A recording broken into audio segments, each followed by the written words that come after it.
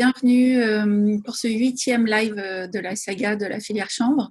Merci à Pierre et Jean-Marie de nous recevoir chez APM pour parler un peu plasturgie. Je suis Pierre Demortin, je suis directeur général d'APM. J'ai commencé dans l'automobile dans les années 2005. Jean-Marie Bourgeot-Jacquet, oui, j'ai 43 ans. J'ai fait la plupart de mon début de carrière dans l'innovation, donc plutôt l'innovation produit, on va dire. Et puis en effet, fin 2018, j'ai eu l'opportunité de rejoindre l'aventure APM. Est-ce que vous pouvez nous dire un peu quelle est la genèse d'APM et la spécificité de ce que fait APM? Tout à fait. En fait, ça part d'une entreprise qui s'appelait AFT Plasturgie, qui a été réellement pionnière dans la mise en œuvre du chanvre dans la plasturgie. Et ce qui fait très clairement notre spécificité aujourd'hui, on est une co-entreprise à 50-50 entre Interval, coopérative agricole de Haute-Saône, et le groupe forestier, groupe automobile mondial. C'est justement en fait la réunion de cette chaîne de valeur complète, de la graine en fait de chanvre jusqu'à l'application validée.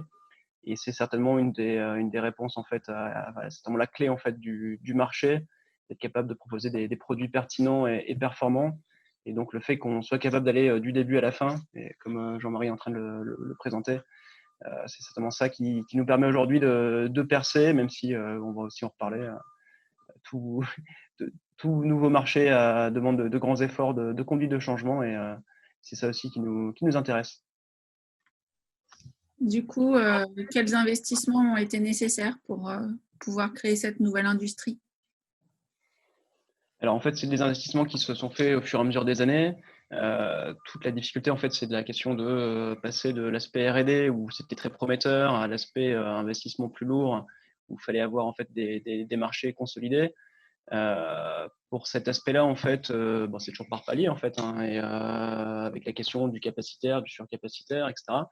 Donc aujourd'hui, on a développé en fait tous les process de façon très spécifique pour la fibre de chanvre. Tout est vraiment taillé sur mesure pour ça. Et aujourd'hui, on a effectivement un outil de production qui est prêt à la fois pour la grande cadence et qui est vraiment optimisé pour notre filière. Donc c'est ça qu'aujourd'hui on souhaite exploiter, mais ça a pris quand même 20 ans.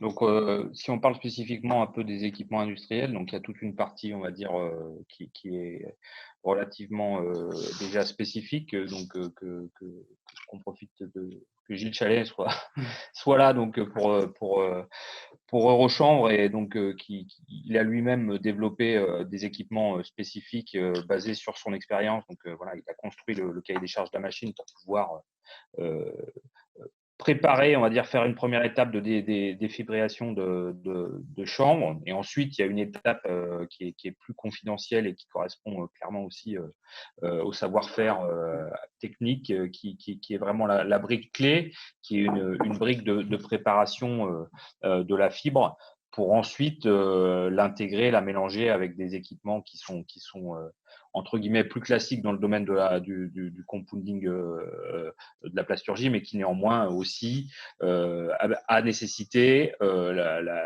l'imagination et la fabrication de systèmes spécifiques d'incorporation. Donc clairement, entre des choses que vous connaissez bien, la fibre classique et puis ces granulés plastiques, il y a aujourd'hui une brique un peu spécifique qui est vraiment le cœur de ce qui permet de faire aujourd'hui, de garantir que voilà, avec une seule récolte par an, on arrive à être dans les standards très exigeants de qualité de l'automobile. Mais il y a aussi toute une brique technologique en fait liée à la fiabilisation de tout ça, à la fois la fiabilisation par rapport à des standards automobiles qui sont très exigeants en termes de répétabilité, etc., et fiabilité tout court en fait en termes d'être capable de délivrer du jour au lendemain de grandes quantités aussi à la demande.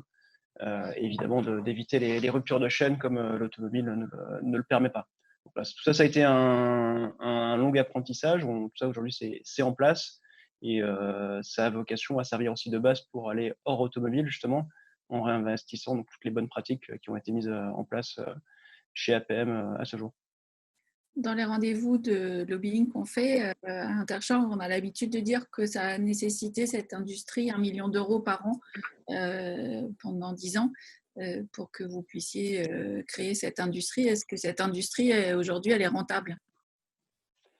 Alors oui, elle l'est. Elle l'est tout juste aujourd'hui, mais c'est toujours avec ce préalable compliqué en fait de sécuriser les marchés. En fait, c'est très lié aussi à des volumes. Donc aujourd'hui, les marchés, on en a récupéré une grande partie, des choses qui nous permettent justement d'atteindre cette rentabilité. Évidemment, le contexte actuel du post-Covid, en fait, va pas nous aider à sécuriser ça dans les prochains mois, mais c'est justement la résilience qu'on souhaite avoir dans notre activité. Et on a des bons basiques pour réussir à passer ce cran-là. Après, vraiment la chose qu'on apprend, c'est que chaque marché demande un effort très important. En fait, c'est au-delà de la bonne idée, le fait de délivrer vraiment un applicatif dans un nouveau secteur, ça demande une conduite de changement qui est très longue et surtout très, très multiforme, hein, du produit jusqu'au process. On pourra peut-être en reparler, mais c'est vraiment des choses qui… Il faut aligner beaucoup de planètes en fait pour que ça se fasse. Et ça veut dire du coup que tout ce qu'on construit comme volume, il faut derrière aussi l'entretenir et rester aussi on va dire, à l'offensive pour promouvoir en fait ces technologies-là, qui sont quand même face à des géants de la pétrochimie avec des fibres de verre qui sont quand même plutôt à bas coût, plutôt importées de Chine ou de Pologne, et qui sont au passage pas recyclables, par exemple. Donc, on a des grands atouts, mais on a aussi voilà, de grands challenges pour déployer tout ça. Vous faites de l'accompagnement du changement, en fait. Exactement. C'est clairement ça. Aujourd'hui, c'est dans tout ce qu'on essaie de proposer. Voilà, c'est l'objectif, et c'est aussi pour ça que ça change un peu et que des standards du marché. Aujourd'hui, voilà, les gens sont dans des logiques comme l'a évoqué Pierre, de sécurisation ou de recherche de facilité pour pouvoir faire plusieurs versions d'un même objet ou dans plusieurs matières. Donc le matin, je voudrais pouvoir injecter une matière bleue, l'après-midi une matière recyclée, éventuellement le soir ou le lendemain une matière avec du chanvre redondant. Or, on sait que nous, aujourd'hui, voilà, intrinsèquement, au-delà des avantages que la matière a, de pouvoir incorporer justement cette matière renouvelable, le chanvre qui lui-même a déjà capté du CO2, voilà, ça reste un biocomposite avec ses comportements spécifiques, avec ses règles de conception à respecter pour pouvoir aller chercher les bénéfices de la matière. Donc voilà, on est aujourd'hui là-dedans. Donc dans un contexte automobile, l'avantage, on va dire, de la densité réduite, on peut aller le chercher. L'allègement, on va aussi aller le chercher avec une conception spécifique. Donc c'est vrai aussi que c'est l'automobile avec l'ingénierie qui existe va pouvoir se permettre de créer des pièces spécifiques dans des moules spécifiques, même si aujourd'hui, voilà, le fait qu'en effet on va se le dire aussi, il n'y a pas vraiment d'alternative à notre matière du marché. Ça a pu créer pendant un moment certains stress, puisqu'aujourd'hui, les constructeurs automobiles sont dans des logiques de sécurisation si jamais, voilà, et il y a des soucis sur l'approvisionnement. Voilà. Donc ça, je dirais que ce marché-là, il est content de trouver notre matière, et aujourd'hui, on a vraiment, on va dire, l'expérience avec nous pour pouvoir accompagner les clients.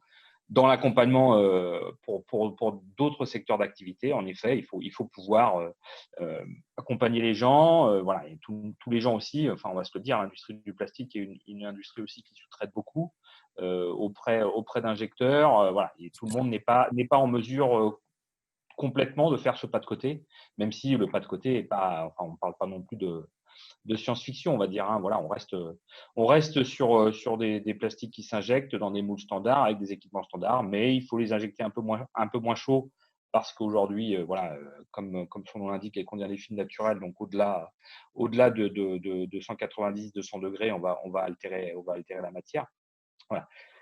Aujourd'hui, clairement, on est dans une dynamique où les gens, il y a beaucoup de gens qui cherchent à ce genre de matière, hein, des matières plus vertueuses. Donc, on est en mesure de les accompagner. Après, c'est vrai qu'entre les gens qui voudraient avoir quelque chose qui soit directement, on va dire, plug and play, et ceux qui vont en effet être capables de mener une approche un peu différente, bon, on est toujours dans ce cas-là. Et malheureusement aussi, on va être aussi un peu dans une période un peu antinomique où on le sait, hein, l'aspect, la crise post-Covid fait que même si globalement tout le monde cherche des matières pour inventer le monde de demain, tout le monde n'aura pas les moyens de faire une petite étape de R&D pour pouvoir implémenter ça. Jean-Marie, tu nous as parlé d'allègement, tu nous as parlé de recyclabilité. Est-ce que tu peux nous détailler tous les atouts du chanvre au niveau plasturgie? Alors, au niveau plasturgie, bon, globalement, même si ça, c'est des choses que tout le monde connaît bien, je dirais en particulier les gens de la filière, puisque ça, c'est ton quotidien, Nathalie. Je dirais que c'est le fait qu'on s'intègre déjà dans cet écosystème, dans cette filière qui est très bien construite, où déjà, on va dire, voilà, on n'est pas en train de faire pousser du chanvre pour en prélever juste une petite partie pour ensuite les mettre dans l'automobile. On n'est pas du tout là-dedans. On est vraiment dans une filière extrêmement construite où, voilà, comme on dit dans le titre, tout est bon dans le, dans le chanvre. Et qui, derrière, c'est quelque chose aujourd'hui, clairement, qui fait vraiment écho à l'ensemble de chaque consommateur qui a derrière chaque chèque de projet. Et le fait qu'on ne soit pas en train de se fourvoyer à essayer de faire, comme ça a pu être le cas il y a quelques années, du biopétrole avec de la canne à sucre à l'autre bout de la terre, qu'on fasse revenir par bateau. Voilà, on s'inscrit là-dedans et ça, clairement, c'est vraiment la première grande force de la matière chanvre.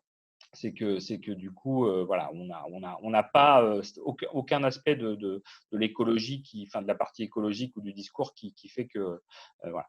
Il y a cette partie captation du CO2 aussi qui fait que voilà, sur certaines matières, on va pouvoir améliorer l'ACV. On est aujourd'hui, on espère aussi beaucoup que demain, il y aura des nouveaux indicateurs peut-être écologiques sur tous les produits qu'on achètera qui permettront de mettre en valeur l'impact, enfin voilà, le kilo de CO2 qui a par kilo de matière produite. Ça, c'est des choses. Voilà.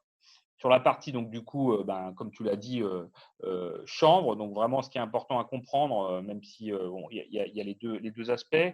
La valorisation du chanvre, ça va être vraiment le fait de créer un biocomposite. Donc voilà, la fibre de chanvre en elle-même, elle va vraiment agir comme un renfort et elle va permettre soit de se substituer aux fibres de verre, soit de permettre, on va dire, d'avoir une matière plus performante et donc qui, à terme, va avoir des propriétés thermomécaniques améliorées par rapport à des matières standards. Et donc, à partir de là, on va pouvoir réduire les épaisseurs et donc générer de l'allègement. Voilà, donc ça, c'est, on va dire, le principe premier. Après, globalement, visuellement, on travaille aussi à certaines versions colorées qui vont permettre aussi de valoriser ces plastiques un petit peu différents. Voilà. L'objectif vraiment de ce genre de matière, ça va être quand même, et ça c'est bien important de l'avoir en tête, c'est d'aller chercher de la performance. En tout cas, aujourd'hui, dans notre plus gros marché, le point d'entrée, il n'est pas écologique, il est performance. On fait une matière qui est extrêmement performante. Et ensuite, l'avantage, c'est que cette performance permet de générer l'allègement dans une industrie automobile où forcément l'allègement veut dire économie de carburant. Et là, on boucle la boucle comme ça. Mais aujourd'hui, sur d'autres applications, là, on va avoir des entrées qui seront peut-être plutôt, en effet, ACV, puisqu'aujourd'hui, c'est des choses qui sont de plus en plus demandées. Et on croit aussi beaucoup, parce qu'aujourd'hui, c'est vrai qu'il y a des différentes matrices qui apparaissent sur le marché, des PLA ou des matrices recyclées, où on sait qu'aujourd'hui, c'est des matières qui, en termes de performance, sont un petit peu en dessous.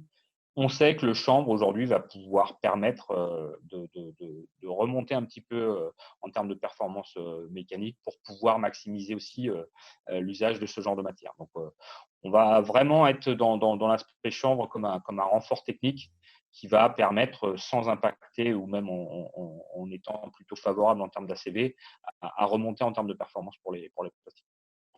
En termes de performance, il y a aussi une illustration qui est assez marquante, c'est le fabricant de la piste de bobsleigh pour les prochains JO d'hiver, qui a testé toutes les fibres pour faire la piste et qui finalement a prouvé que c'était la fibre de chanvre qui était la plus résistante, qui absorbait aussi les vibrations, et du coup la prochaine piste de bobsleigh pour les JO d'hiver sera en chanvre.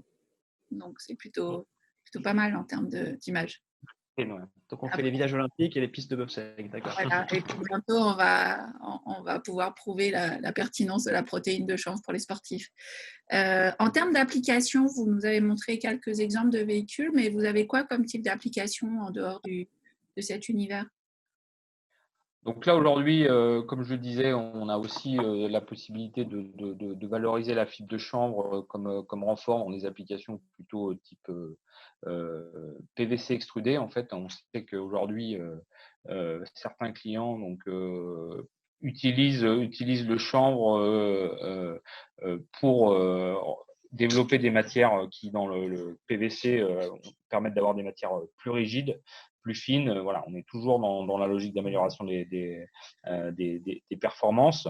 Voilà, on explore aussi d'autres on va dire types d'applications. Voilà, on est dans des contacts aussi sur des meubles, sur tout ce qui va être un peu lié les pièces qui vont être en mouvement. Hein. Donc, quand on parle allègement, clairement, c'est vraiment quand les pièces sont en mouvement, donc sur des applications d'objets type aussi sportifs. Voilà. Clairement, voilà, on est encore dans une phase exploratoire pour aussi comprendre voilà, les points d'entrée. On est un peu entre les deux. Hein. Je veux dire, sur la partie automobile, il n'y a pas de débat. Le point d'entrée, il est performance. Sur d'autres applications, voilà, aujourd'hui, les gens se posent un peu plus de questions. Et voilà, on essaie aussi de proposer des solutions qui vont permettre aussi une mise en œuvre plus aisée pour que les gens puissent plus facilement intégrer ce genre de matière.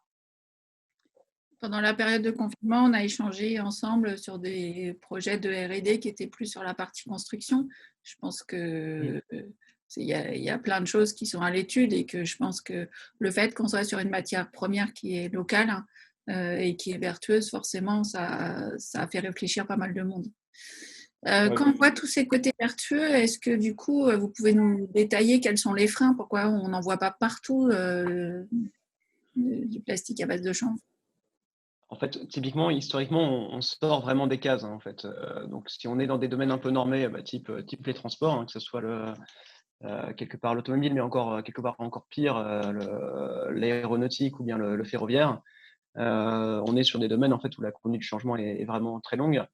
Et c'est tout ce travail-là d'enregistrement, d'application, qui va, de ce fait, en fait, il va falloir aligner plusieurs planètes chez nos clients avant que ça puisse vraiment se déployer à des grandes échelles. Quelque part, on a des gens qui viennent vers nous avec beaucoup d'enthousiasme et qui repartent aussi avec une liste de questions, en fait, comme disait Jean-Marie, de remise en cause, on va dire, de pratiques standards.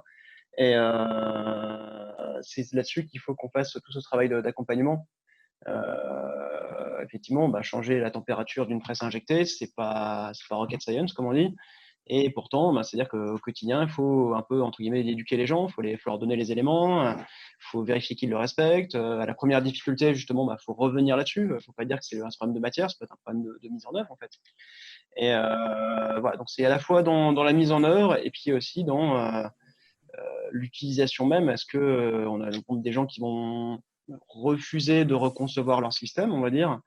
Je sais pas, je vais prendre au hasard une trottinette, par exemple. Si on met directement notre matière par rapport à d'autres matières du marché, on a de grandes chances d'être un peu plus cher et de pas forcément du coup apporter tous les gains possibles. C'est-à-dire qu'il faut amener les gens à redessiner les choses, à dessiner plus fin, prendre en compte et faire confiance aux performances de la matière. Et c'est tout ce travail-là, quelque part, qui prend du temps. C'est le fameux pas de côté que mentionne Jean-Marie. Et c'est des choses qui prennent plusieurs mois, c'est des cycles de plusieurs mois. Et parfois, on n'est pas dans le bon cycle, c'est pas le bon moment. Et du coup, ça passe au cycle suivant, qui est parfois 2-3 ans plus tard. Donc, c'est vraiment un travail de très long terme. Et voilà, on a beau tous penser que c'est une très très bonne idée de mettre du chanvre un peu partout parce que ça apporte vraiment à la fois des performances et une neutralité en carbone qui va faire du bien à tout ce qu'on fait dans les biens de consommation. Mais c'est pas plug and play non plus. Ça demande un effort et cet effort-là, c'est notre mission à nous de l'accompagner. Vous êtes déjà sur un procédé innovant, mais quelles sont les innovations que vous percevez, sur lesquelles vous travaillez potentiellement? Là, il y a deux niveaux là, qui sont en cours. Il y en a un qui est très on dit disruptif, qui est un projet qu'on a avec l'ADEME depuis 2015, qui terminera en 2021. Donc, c'est toujours sur de la performance et de la rigidité. Ça, ce sera vraiment très nouveau et ça adressera de nouveaux types de marchés. Avec une étape vraiment importante sur l'interfaçage entre la fibre et la matrice plastique qui permet d'aller chercher des performances complètement en dehors des clous. Là, je dirais aujourd'hui, sur globalement les allègements qu'on arrive à aller chercher dans un contexte automobile, c'est de l'ordre de 25%. Là, globalement, le concept va permettre d'aller chercher plus de 40% d'allègement sur des pièces de structure. Donc, c'est des choses qui sont vraiment là complètement en rupture, voilà, et permises justement par le travail spécifique d'interfaçage entre la fibre et le plastique, plus de la conception poussée jusqu'au bout de sa logique. Mais je dirais que voilà, la performance de la matière intrinsèquement, elle est énorme et possible par rapport à des travaux de R&D extrêmement poussés. Voilà. Et puis il y a des choses plus itératives, on va dire. On est en train de mettre sur le marché en fait une matière qui aura un bilan carbone négatif. En fait, il n'y a pas beaucoup des matières plastiques qui quelque part qui séquestrent, qui capturent le CO2. Et donc c'est une combinaison de matières recyclées et de fibres de chanvre. Donc matière recyclée, faible impact, fibre de chanvre, impact négatif, et la somme des deux étant négative. Donc ça, c'est une nouvelle façon aussi d'apporter nos matières sur le marché.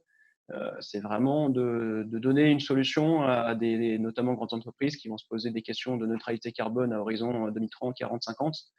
Et on va pouvoir faire partie des solutions, surtout qui sont déjà opérationnelles. C'est pas de la science-fiction, c'est déjà sur la table.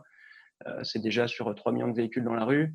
Voilà, donc c'est des choses sur lesquelles on peut rassurer nos futurs clients que c'est possible, c'est disponible et ça marche et on est prêt. Est-ce que vous pouvez nous dire si le plan de relance ou la réglementation peut favoriser ce débouché? Parce qu'on a parlé pendant la crise, pendant le confinement des rendez-vous qu'on a fait pour pouvoir vraiment positionner le chanvre dans le plan de relance. Vous étiez l'industrie qui était la plus touchée par la crise dans cette période. Donc, est-ce que vous pouvez nous dire si pour vous, ça peut être une opportunité? C'est très clairement une opportunité. On voit qu'il y a pas mal d'activités autour de ça ces jours-ci. On voit que c'est très lié à l'économie circulaire, donc ça donne une priorité quelque part à tout ce qui est recyclé. Nous, notre travail, c'est de dire que ça ne s'oppose pas déjà. Le biosourcé, le recyclage et le recyclé ne s'opposent pas. La preuve, donc, comme on vient de le mentionner, on est capable d'associer les deux. Mais on a hâte qu'il y ait quand même des indicateurs quelque part qui prennent ça en compte. L'indicateur de base, c'est l'ACV, l'analyse de cycle de vie. Hein. C'est normé, c'est international et ça permet de couper tous les débats. Maintenant, c'est pas non plus un indicateur qui est encore complètement intégré par tout le monde comme ce qui pourrait déclencher voilà, la transition des consommateurs de matières thermoplastiques. Ouais. On souhaite qu'il y ait un signal fort là-dessus. Après, bon, il ne faut pas qu'on soit dans l'incantation non plus. Ça fait quelques années qu'on l'attend.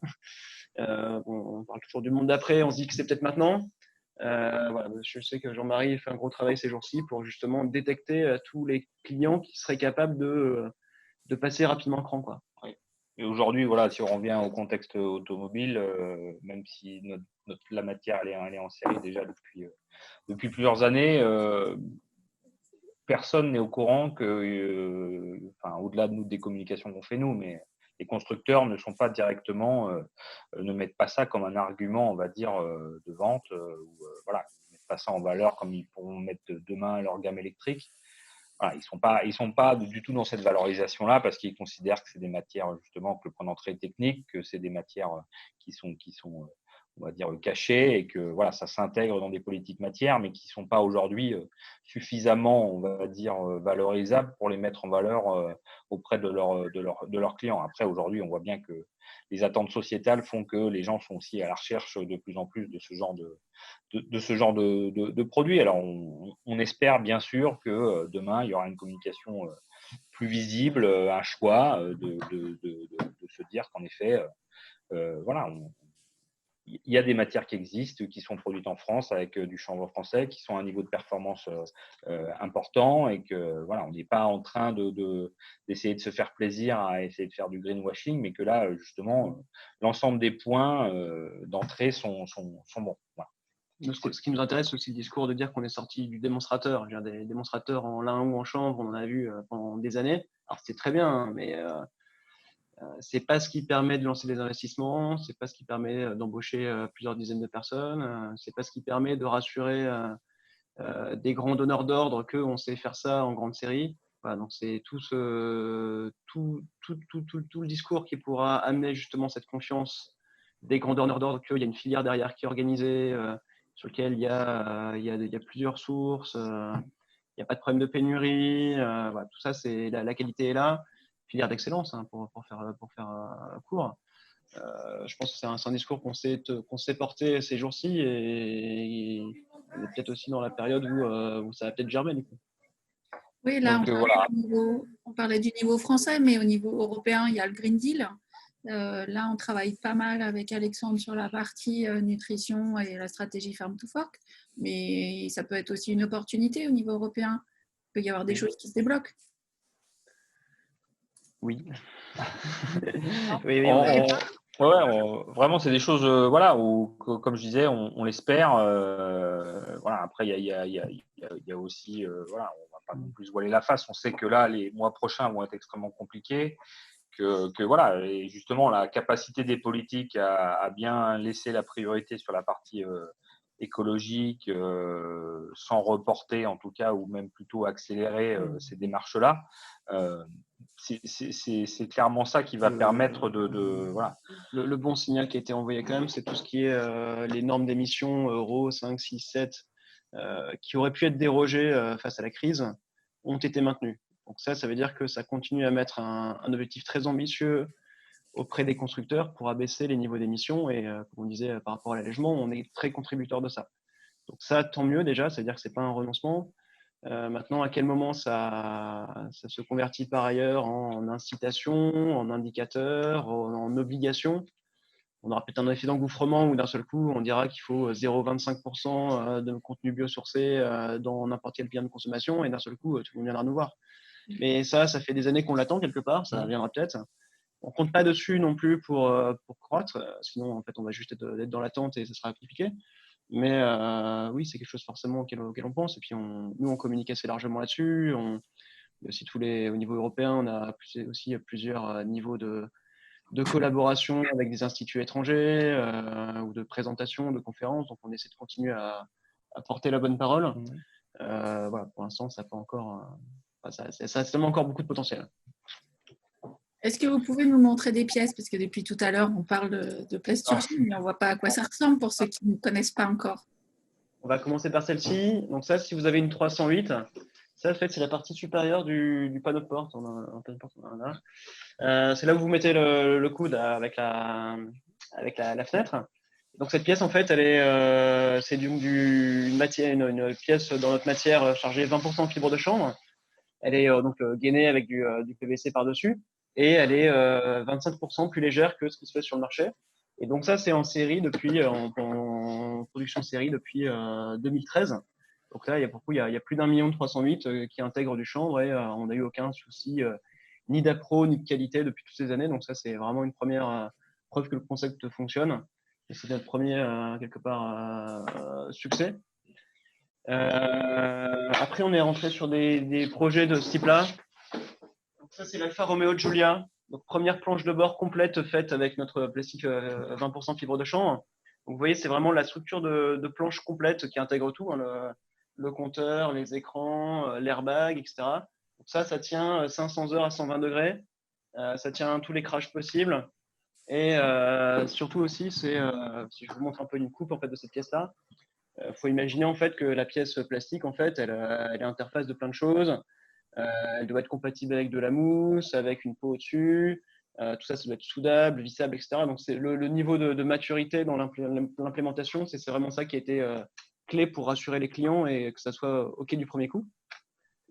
Après, donc, ce qui est bien, c'est qu'on a Renault qui nous a fait confiance sur 2 projets. Donc, la Mégane depuis 3 ans et surtout donc depuis un an la Clio. La Clio, c'est vraiment le aéroneur. Donc toutes les planches Clio de la Clio 5 que vous voyez dans la rue. Moi, ça me fait beaucoup plaisir d'en voir à Dijon des Clio parce que je me dis que le chanvre revient en bercail. Et donc voilà, c'est une belle histoire. Et là, pour le coup, c'est vraiment de la grande série. Et 1200 pièces par jour. Voilà, on est sur des choses. C'est des choses qui nous permettent de passer l'écran en termes de déploiement. Mais voilà, il en faudra d'autres aussi pour qu'on puisse continuer à promouvoir avec les bons moyens aussi tout ce qu'on peut faire avec du chanvre. Et on est à l'offensive en tout cas avec ça. Comment, à votre avis, peut-on développer davantage ce marché vertueux? Voilà, c'est vraiment notre Jean-Marie commercial. Non, mais bon, là, on en a beaucoup parlé. Aujourd'hui, voilà, l'objectif, c'est de pouvoir cocher 3 cases, même 4, hein, on va dire. Donc, l'aspect vraiment, on va dire, bilan écologique, qui est aujourd'hui quelque chose sur lequel les clients ont besoin de data, sur des choses qui restent encore potentiellement assez compliquées, sur lesquelles il faut continuer encore à accompagner les clients. Voilà. Qui demain, je l'espère, et j'en suis convaincu, deviendra un standard. Ça va être un des premiers points d'entrée. Le deuxième point d'entrée, c'est celui qu'on fait au quotidien aussi, qui est la performance. On sait que notre matière est performance, mais voilà, si on remplace une matière A par une matière, il faut démontrer. Il faut démontrer, et il faut aujourd'hui, si les gens prennent une matière, on va dire lambda, mettre la nôtre, c'est-à-dire qu'elle est utilisée dans le même volume, et voilà, la pièce sera plus chère. Donc, ça, c'est le troisième élément, c'est la partie économique aussi. Il faut que le bilan fonctionne. Et il y a un dernier point qui reste aussi un aspect important sur lequel on travaille, c'est la partie mise en œuvre. Donc, c'est vraiment de pouvoir se dire, OK, voilà, on voit bien qu'on est en train de sortir un peu des cadres avec notre matière. Comment on peut essayer d'avoir quelque chose qui reste adjacent, voilà, qui va permettre aux clients d'être autonomes avec cette matière-là et qu'ils y retrouvent les points qu'on a évoqués. Voilà, la partie écologique, la partie performance, sans que ça vienne gréver leur budget. Voilà. Donc, là, on est en train de monter en maturité là-dessus. On a des choses qui sont en train d'arriver. On pourra en reparler peut-être dans 6 mois, mais voilà. On est vraiment là-dessus et on pense que ça, justement, la partie mise en œuvre, elle reste essentielle, hein, au-delà on va dire, de tous les beaux discours. Hein, je dis ça sans voilà. Au-delà de la volonté, il y a aujourd'hui, oui, un quotidien où les gens, ils ont déjà fait leur moule, ils ont déjà dépensé de l'argent, ils cherchent des matières, mais il faut que la matière, elle puisse rentrer dans des cases. Voilà. Il faut quand même rappeler que c'est galvaudé, mais le client est roi.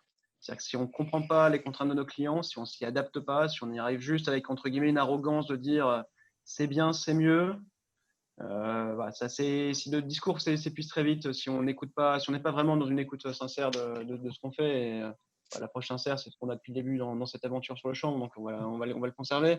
Il faut vraiment qu'on soit aussi dans l'empathie du déploiement pour que les gens soient à l'aise avec ça. Et idéalement, du coup, aussi, en deviennent sponsors. Parce que voilà, c'est bien de tester un jour, mais il faut aussi se dire je suis convaincu et j'en deviens voilà, promoteur, entre guillemets.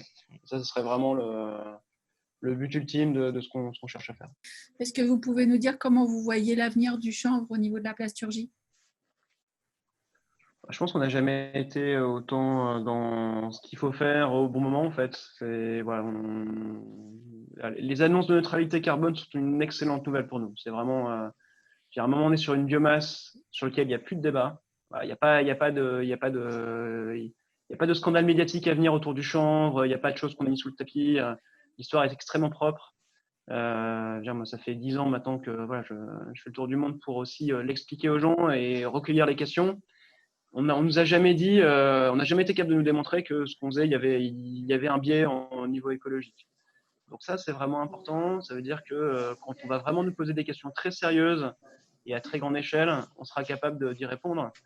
Et donc ça veut dire qu'on est de ce fait du coup confiant parce qu'on a fait un investissement sur quelque chose qui a de la valeur, une valeur environnementale qui aujourd'hui qui prend de plus en plus d'importance. Donc puis voilà, on y croit. Merci beaucoup. Merci, au revoir. Merci, au revoir.